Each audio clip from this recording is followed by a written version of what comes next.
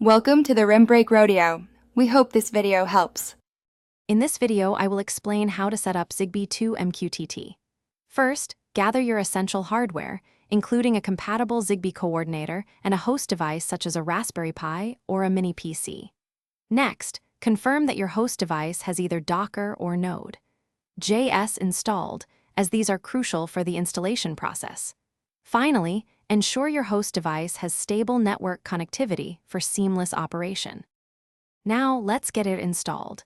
You can install Zigbee2Mqtt using Docker for a containerized setup or directly with Node.js, depending on your preference and system. After installation, locate and edit the configuration. YAML file to specify your Zigbee coordinator's port and other essential settings. Don't forget to physically connect your Zigbee coordinator to the host device before starting the service.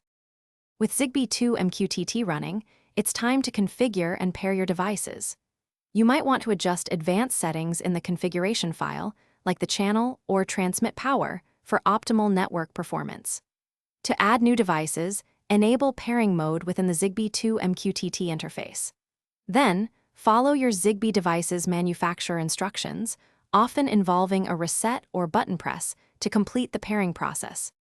Once paired, you can control your Zigbee devices directly through the Zigbee2Mqtt web interface or integrate them with your home automation platform. If you encounter issues, check the Zigbee2Mqtt logs for error messages and consult the extensive online documentation for common troubleshooting steps. Remember to check the description for a link to the Echo Dot smart speaker and other great deals to enhance your smart home experience. Enjoy your new smart home setup. Thanks for watching. Consider subscribing if we helped you.